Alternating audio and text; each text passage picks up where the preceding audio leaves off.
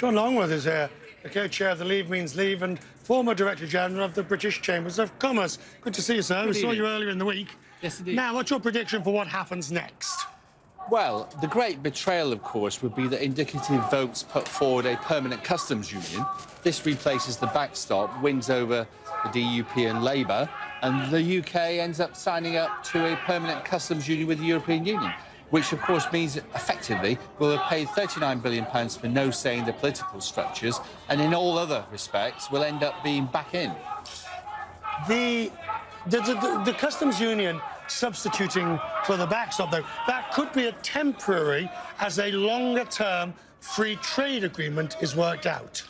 Well, if that was guaranteed, that of course, would mimic the transition period, so that would be acceptable. Right, but it would be, except the transition period can't get through because of the backstop. But I'm saying, if the customs union becomes the temporary bridge of yes, I agree. Would you accept that? Well, if it could be guaranteed. The problem is, of course, that trust in the politicians is completely broken down because they have lied so many times. I mean, our own Prime Minister has said over 120 times in Parliament, on the record, we would leave on the 29th of March. Look what has happened.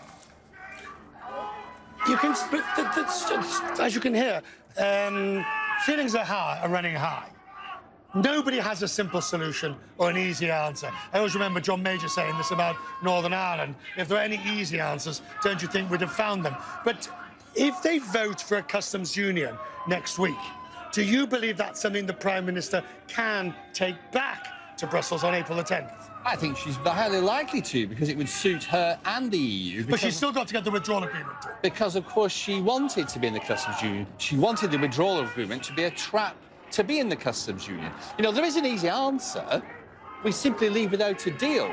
That's gone off the agenda now. Well, it's still an easy answer. And, of course, it could be that one of the 27 refuse to actually count it as anything else, in which case they'll have done us an enormous favour because the UK economy will be boosted as a consequence. Are you secretly hoping that's what happens? Because, no, that's the only... As we sit here tonight, it seems that's the only way you'll ever get your no deal.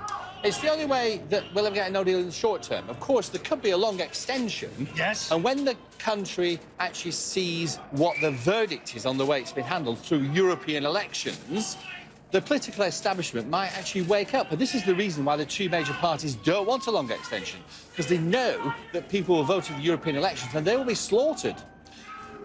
There's an argument that says if they vote in the European elections, you go into a long extension, the momentum goes out of this.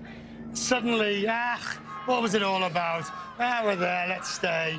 We don't need a Brexit. Well, there is a risk of that. I mean, our own polling shows that 20% of the population simply won't vote again. And actually, 38% of people who voted Leave and are Tories are saying they will never vote again.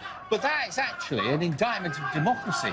And you can get those people fired up very easily. You know, I've been involved in the march from Sunderland to London over the last 2 weeks, which arrived in Parliament Square for a rally today. I've done half that march. The real heroes are the 50 people who marched the whole way, the hardcore marches. The fact is, across the country, outside this Westminster bubble, people are hugely angry, furious, passionate. They're hooting the horns, coming out, supporting that march. There's a massive amount of frustration.